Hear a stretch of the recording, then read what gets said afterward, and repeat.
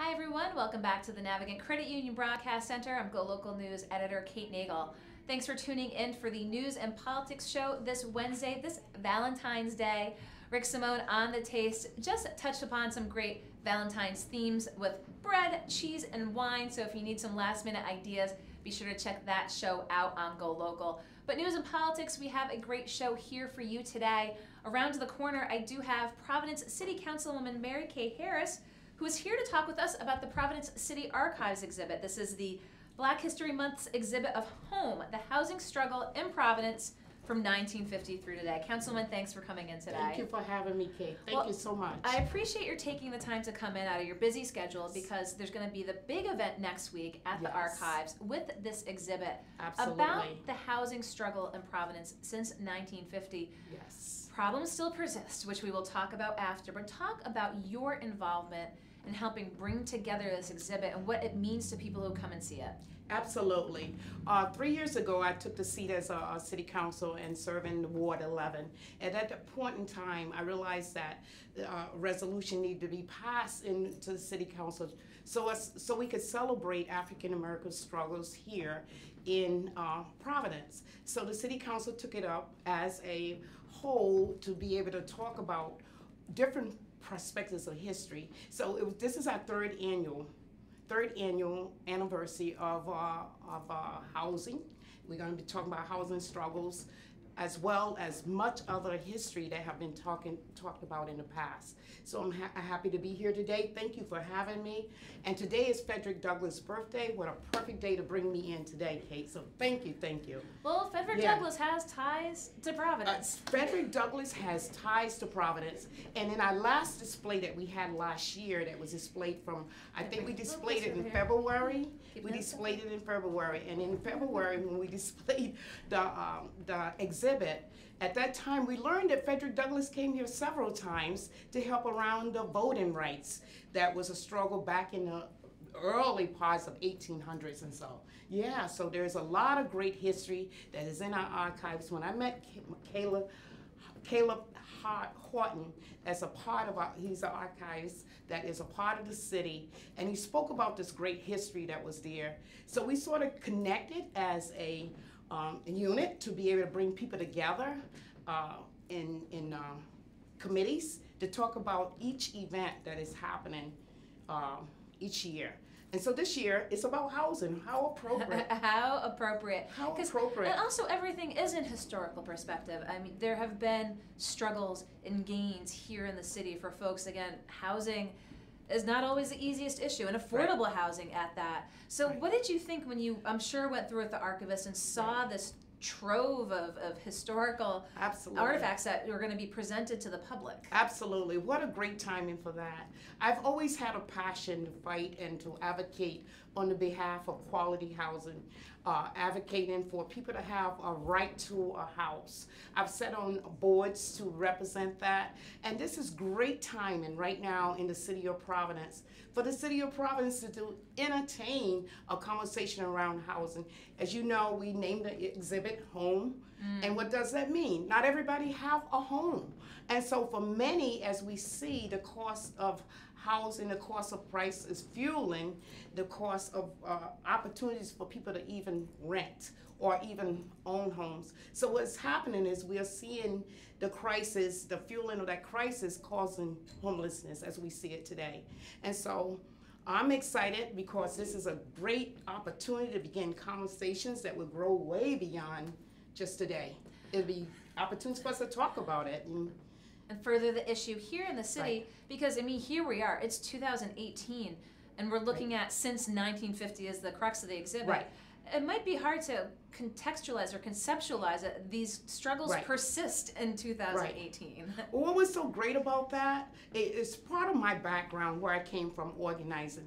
I believe that people have the power to change things, and what we're going to see in this exhibit was even people who still live today that were a part of this housing struggle, and as a part of this housing struggle, they was able to create laws that we have that was able to create public housing, affordable housing, and houses that people have been able to retain but we went backwards, of course, like everything else. We go forward and we go backwards. But I think for me, Kate, the exciting part is the fact of how the struggle all started. It really started from people who wanted to fight for housing. And we saw just this morning too, Dare, we're gonna have Malcolm Mills in later on in the show, putting forth a rent control campaign, just talking about how housing burdened residents of the city are. And I do have these statistics, and I'll talk about them with Malcolm again when he comes, with Malchus again when he comes on. 60% of Providence residents are renters, and half of those renters are low income. Low income. So there's a need here in the community, and again, more than half of those renters are cost burden, which we know that litmus test is spending more than 30% of their income on rent.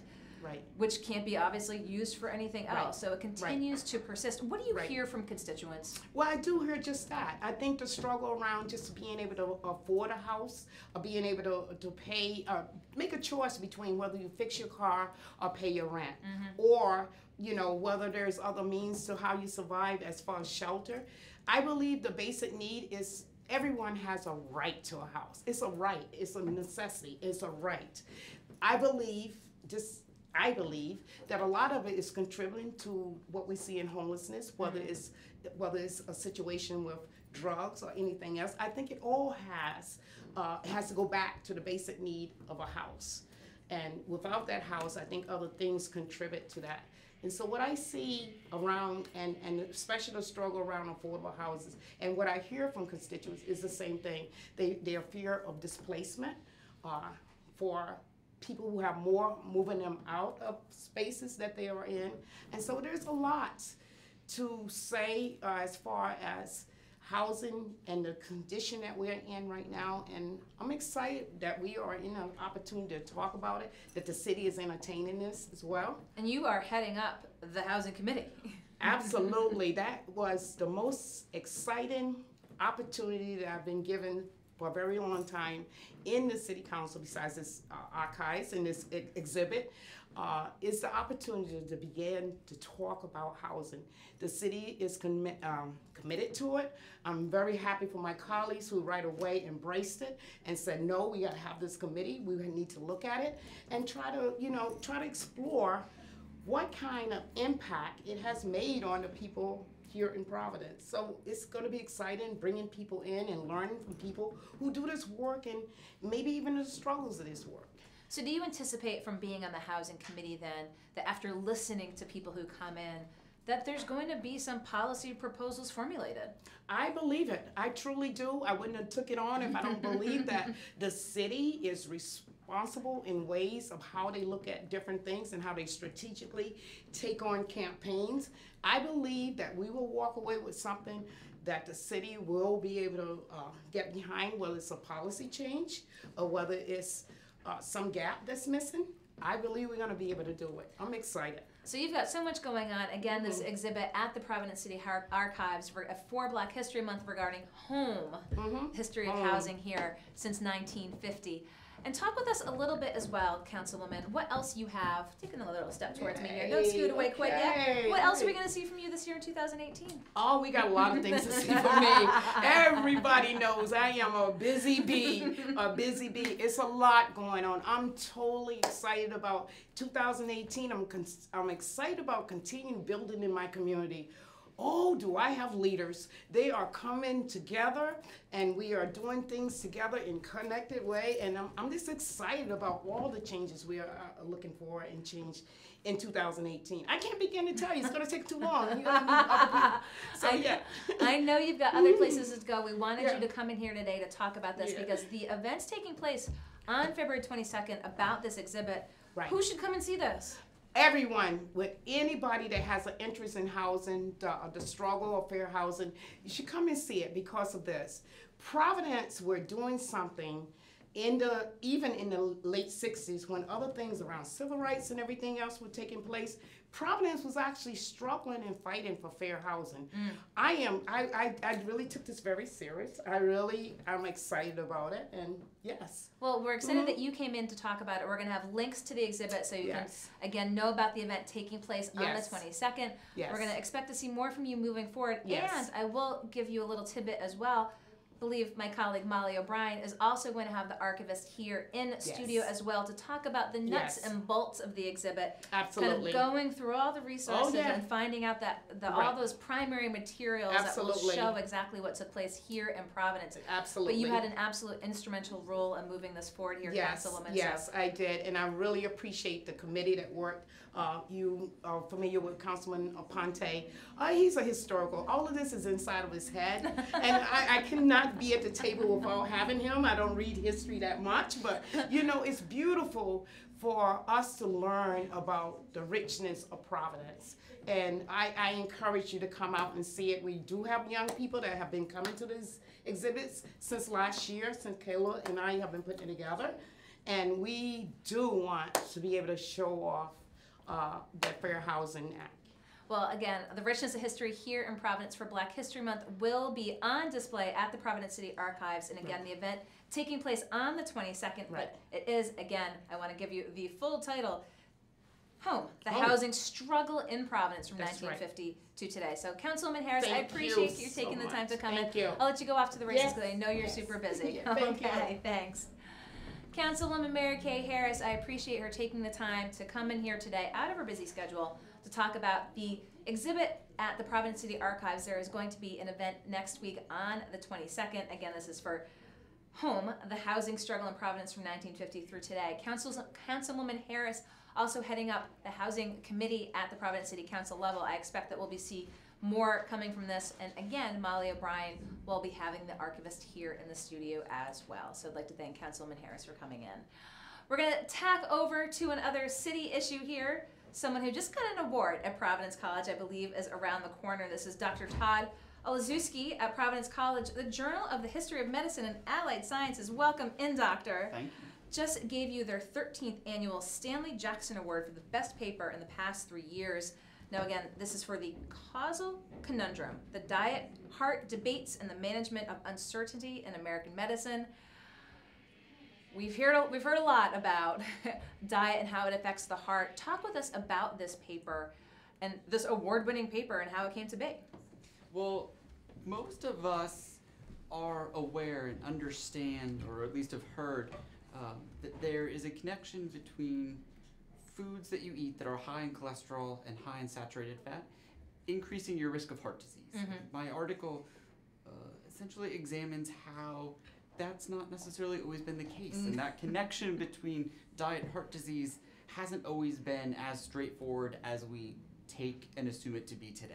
So was this going through all historical journals and research and publications of how scientists approached it? How far back did you go? Exactly. I looked at articles in medical journals, in public health journals, in some other medical textbooks, really from the 1940s all the way through the 1980s. And I looked especially at the editorials that were being published in these medical and public health journals, in part because that was what was really interesting. The ways in which physicians and scientists were arguing and bickering back and forth about whether or not there was a connection between diet and heart disease, but then also if a connection, if a correlation was something that was actionable, if we knew that there was an association between diet and heart disease, if it meant that diet high in cholesterol and saturated fat actually caused heart disease. So when did this start coming into the general mainstream that doctors thought, okay, if you have heart disease, diet, and it might not be the diet advice that we see clearly of today. So when did they start making recommendations for who they thought might be candidates for heart disease, and what did they possibly initially tell them, or was there, again, competing sort of schools of thought as to what the contributing factors were? There really were competing schools of thought, but really beginning in the mid to late 1940s, really through the 1950s, you begin having researchers begin conducting research on heart disease in different populations, and really working to get a sense of how do different national diets impact or shape the rate of heart disease in that particular population. And these researchers then took the next step of beginning to write their own cookbooks. They began often with their wives, who were scientists in their own right, but cookbooks that promoted a low cholesterol, low fat diet, much like the heart healthy advice that we see and recognize today. You begin seeing these cookbooks pop up in the late 40s, 50s, and really carry through into the 1980s when the American Heart Association endorses the diet heart hypothesis itself. And so talk with us a little bit as well. Again, you talk about looking at different populations, because one of the things that was brought to our attention when scientists were looking at countries faced with different circumstances, so countries facing famine that didn't have the largesse of high-fat diets, and talk a little bit about that. When did they come to the correlation? It was really what people were eating were contributing to who was getting heart disease and who was not. Exactly.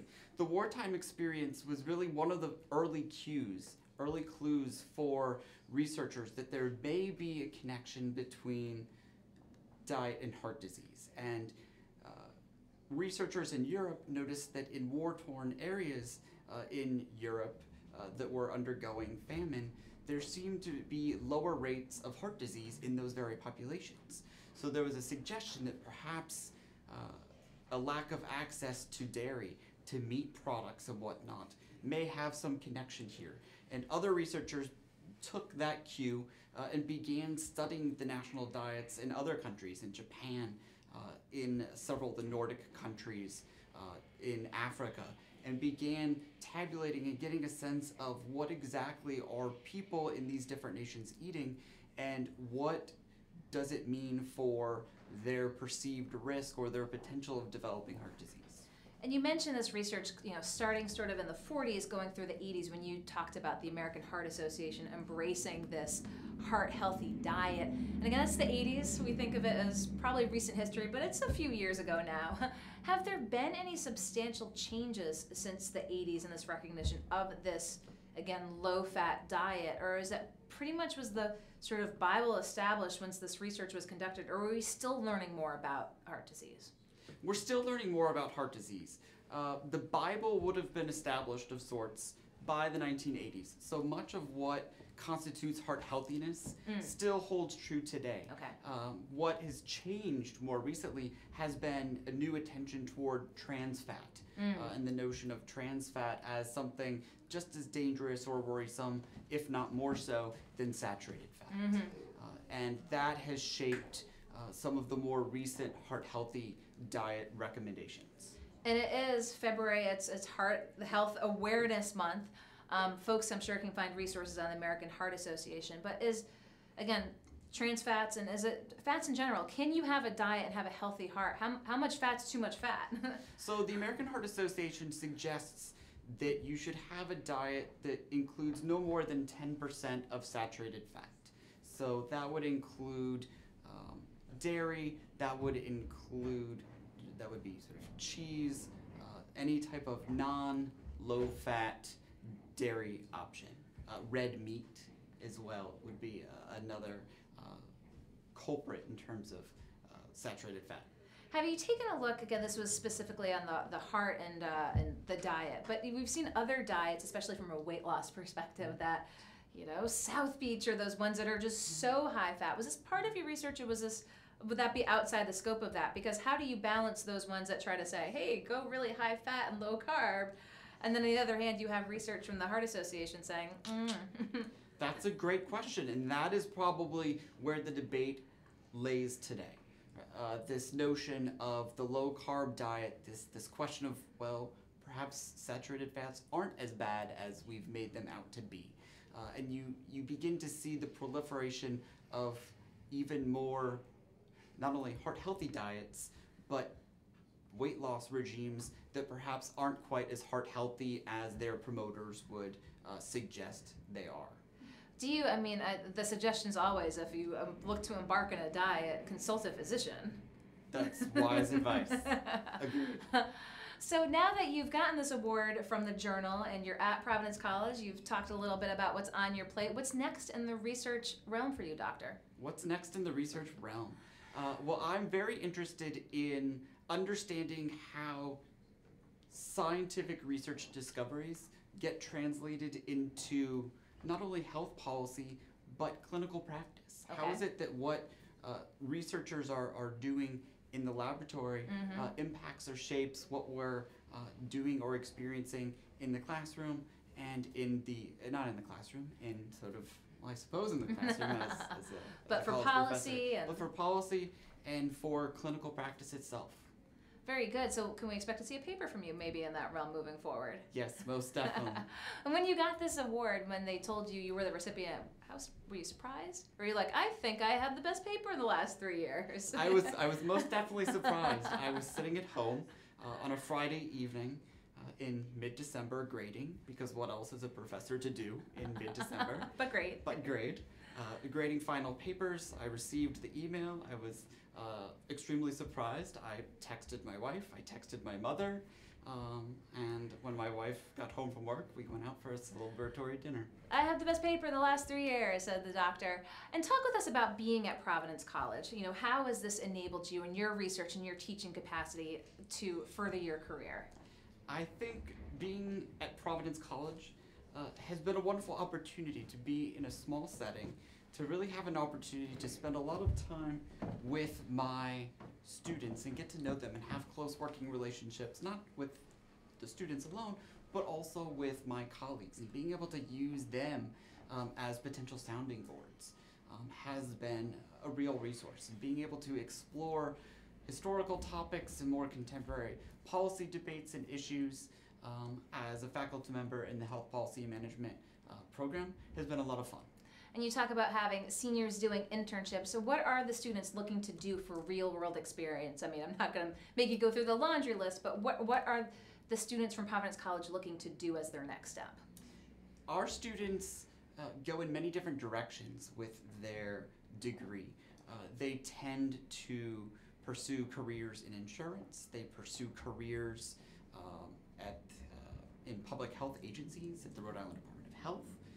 They pursue positions where they're engaging in clinical care. Perhaps they're going to nursing school or dental school, or they're becoming physician assistants. Or they're even moving into the tech realm. They're getting positions at health information technology companies. So they're really doing a lot with their degree, which I think is exciting. And one of the hats that I wear in the program is the internship coordinator. So helping them secure internships at Blue Cross Blue Shield, at the Department of Health, at many of the local hospitals, I think gives them added experience that they're able to draw upon and sort of build upon what they've been learning and doing in the classroom for several years. Question for you. Was your paper required reading for them? Not yet, but perhaps it should be. Not yet. Well, again, because of this coursework and looking again at historical perspectives, do you think it gives the students that sort of well-rounded, holistic look at healthcare, both from historical perspective and for today, to prepare them to go in the myriad of directions that they're going? Oh, most definitely. I think it's important as a historian by training who's working in a health policy program that's engaging in analyzing current contemporary debates and issues. I think being able to have a certain degree of historical perspective brings a lot more to the table in terms of being able to really understand not just the problem at hand, but how that particular problem came to be. And that may shape or influence what potential solutions the students as potential future leaders in policy and healthcare might be able to develop. Again, this critical thinking. And again, Dr. Todd Alazewski got the Journal of the History of Medicine and Allied Sciences 13th Annual Stanley Jackson Award for the best paper in the past 3 years, The Causal Conundrum, the Diet-Heart Debates and the Management of Uncertainty in American Medicine. Gave us a little tip-off as to what we might see from him next in academic journals. So, Doctor, I appreciate your taking the time to come in today. Thank you very much. I'll let you go back to college. Take care. Okay, thank you. Take care. Dr. Todd Alazewski, again, here having gotten the award from the national publication. We'll provide links for that as well on GoLocal if you're watching this after. Don't go anywhere. We're going to be back with our next guest here in the studio in just 1 second. Malchus Mills with DARE and the rent control campaign just embarked on today.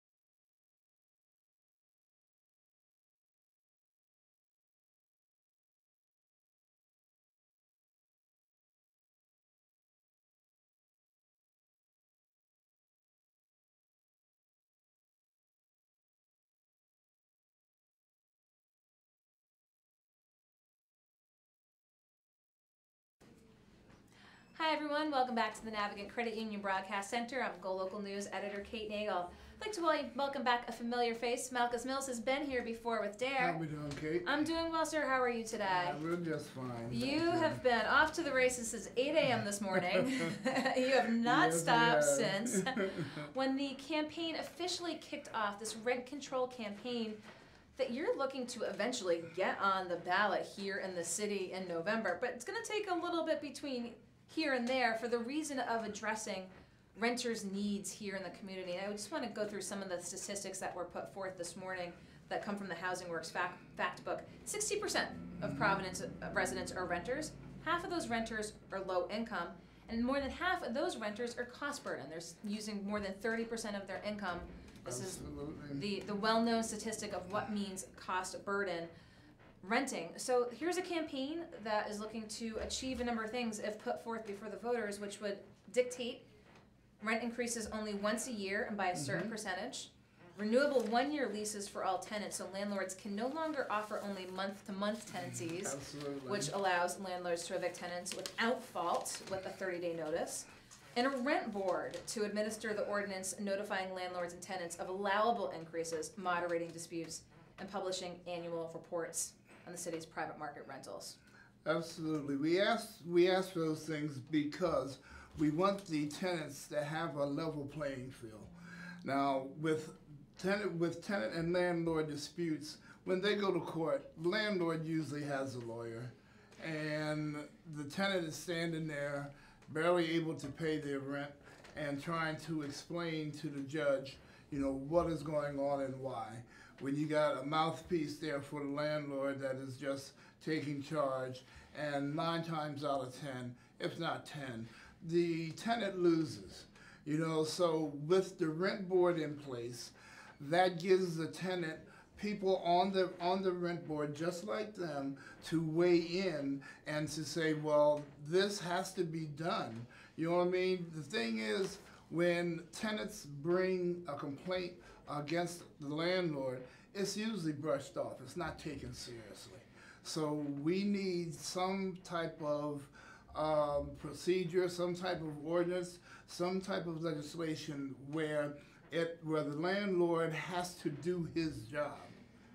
Essentially, that's what we're doing, looking for the landlord to do his job. And again, you're trying to get this. This is a campaign, and I want to just go through what the nuts and bolts of it are. It's focused on gathering enough signatures to put the proposal on the ballot in November. So by city charter, initiatives can be brought to the council with 1,000 signatures for qualified electors.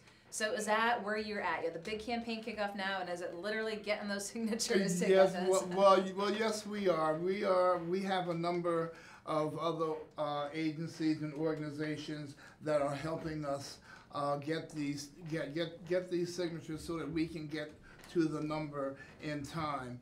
And then even after that, we're going to need another 6,000 or 7,000 signatures to take before the city council before we can put it on the ballot. And we have a number of other organizations that are helping us and that have signed on to support this campaign. We have the NAACP, we have the George Wiley Center, we have RIHAP, Rhode Island Homeless Advocacy Project, and a number of other organizations that we've been talking to sign on and to also get us help to to get these signatures and make this possible. We want to take this to the people, you know what I'm saying, because I've been in spaces and I've talked about it, and it's well receptive. I mean, it's well received, better than I thought it would be. And so we have a good chance, if we can get it on the ballot, we have a good chance of letting the people speak for themselves and letting them show this is what we need and why we need it. Just happened today. Talk about this morning's event and who turned out and what you heard from folks who were out there saying why this is needed. Okay, this morning we have a tenant and homeowners association at Dare, and a couple of our members who lived at 40 Grove Street are being kind of forced out because the new organization, the Student Living, wants to take over the house, then fix it up, and charge students like twice or three times what the rent is now.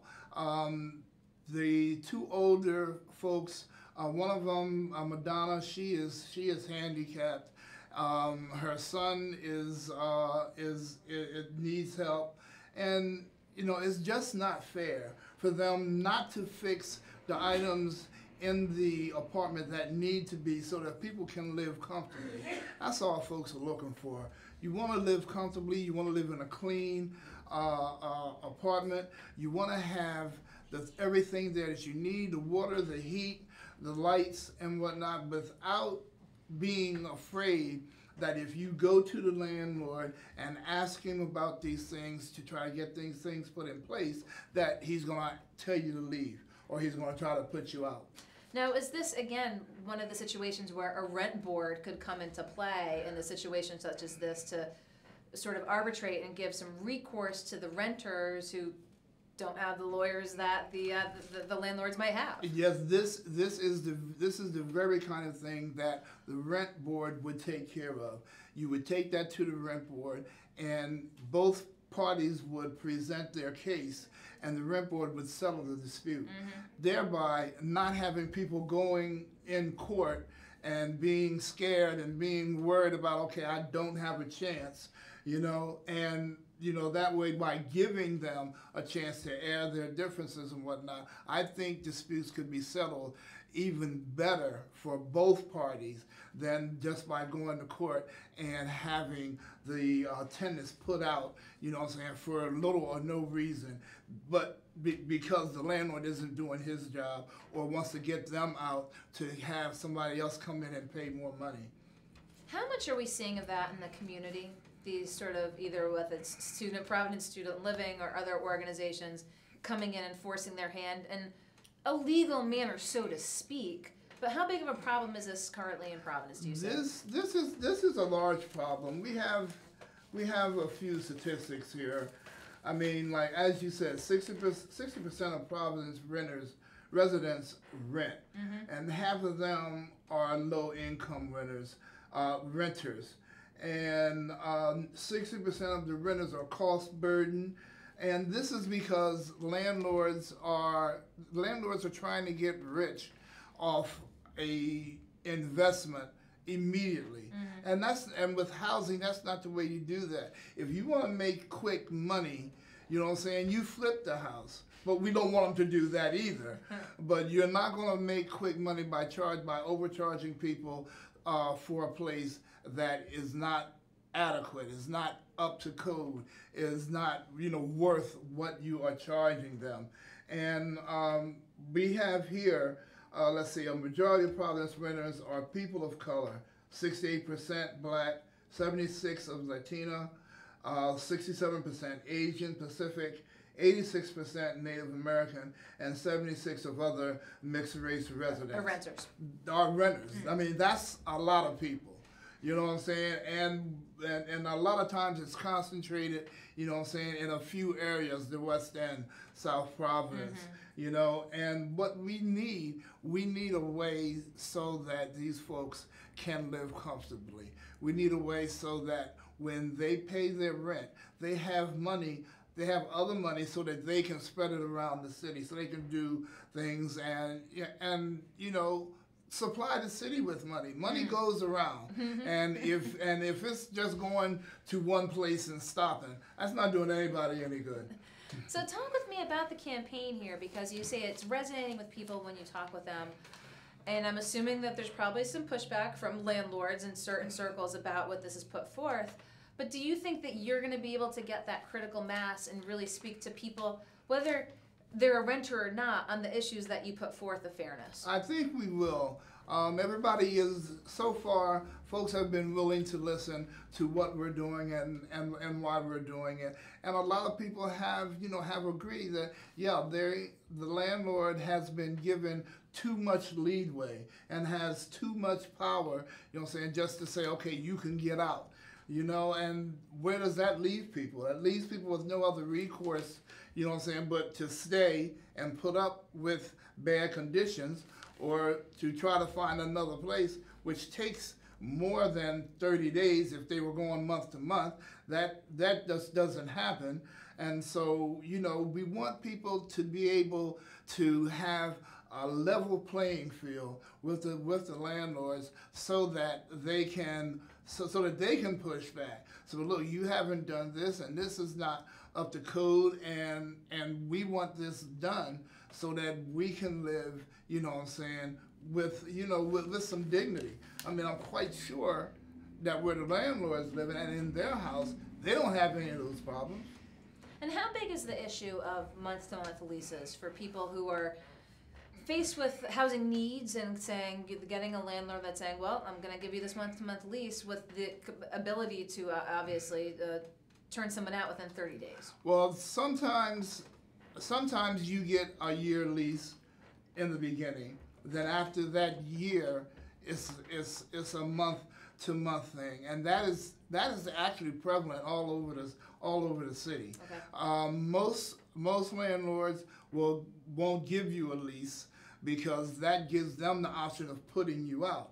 If they give you a lease and put you out before the lease is over, they lose out on the end. So having a lease will actually help protect both people. You know, for the landlord and for the tenant. The tenant doesn't have to worry about being put out, and the landlord doesn't have to worry about getting his rent money as long as he does what he's supposed to do. And the rent board proposal, what would that look like? How many people would be on the board? Who would comprise the board? What's the thoughts as to what that board would look like? Well, we're proposing 9, 3 tenants, 3 landlords, someone from code enforcement from the city, someone from the planning department, and if there's another, but it's going to be 3 folks, and the 3 that are from the city, they cannot be landlords, because then that would tip the scales. Yes. that would tip the scales the other way. But I mean, like for a community which is made up of all different kind of people, including landlords, you know, including people that work for the city, you have to think about the community. You know, why is it that the landlords have so much power for people to be afraid to say, this is what I need in order for my family to live comfortably? So we're going to see more from DARE moving forward. We just saw the kickoff today. I'm assuming we're going to see more communications, more social media advocacy. So if folks are interested, want to sign up for it, you're going to be out there. Absolutely, absolutely. You can reach us at 351-6960. That's 351-6960. You can ask for myself, Malchus Mills, or you can ask for Christopher Rotundo Samir. We will, right now, DARE is sort of in a little wreck because we've had some issues, you know, with the weather, with pipes busting. So we are in the middle of remodeling, but we should be done with that in about a week or so. And we're looking forward to helping every and anyone who needs help in the housing industry. Please come on down and see us. Let us know what your problems are. We have lawyers still for foreclosure. We have lawyers that help with landlord-tenant disputes. Come on down and give us a hand, because with this rent control campaign, we're going to need all hands on deck. So all of you who feel as though this is a good idea and it's something you want to get behind, please come on down so we can explain more of it and we can put you to work. And it's an election year. Do you think this is a little bit of a litmus test that people should, if they support this, ask the candidates and politicians? Yes, we should. Yeah. In fact, we're going to find out how far the candidates are going to go on this particular issue, because it's election year, and we hope that they see the betterment and better treatment of people, you know what I'm saying, on this issue, because that's really what it's all about. Well, Malchus, I appreciate your coming back into the Go Local studios to share this. Again, as the campaign kickoff today, we'll provide those links on Go Local following this as well. So we'll have, I'm sure, you back in studio again soon. I appreciate it. Thank you for having us. Of course, and as you're here, I'm going to wrap up today as we're here on Valentine's Day. 3 o'clock was Rick Simone with the taste. He had food, wine, bread, cheese, kind of fun last-minute Valentine's things. Kind of a housing-specific, Housing and Heart today on Go Local. We had Councilwoman Mary Kay Harris talk about the Archives exhibit for Black History Month, Home, the housing struggle since 1950 here in Providence. Dr. Todd Elizewski from Providence College just got a big award from a Journal of Medicine. And Malchus Mills coming in from Dare today to talk about the kickoff campaign for the rent control campaign. So we'll be back here tomorrow in the Navigant Credit Union Broadcast Center. We appreciate your watching. We appreciate your feedback. We'll see you tomorrow. I'm Go Local News Editor Kate Nagel. Thank you very much. Thank you.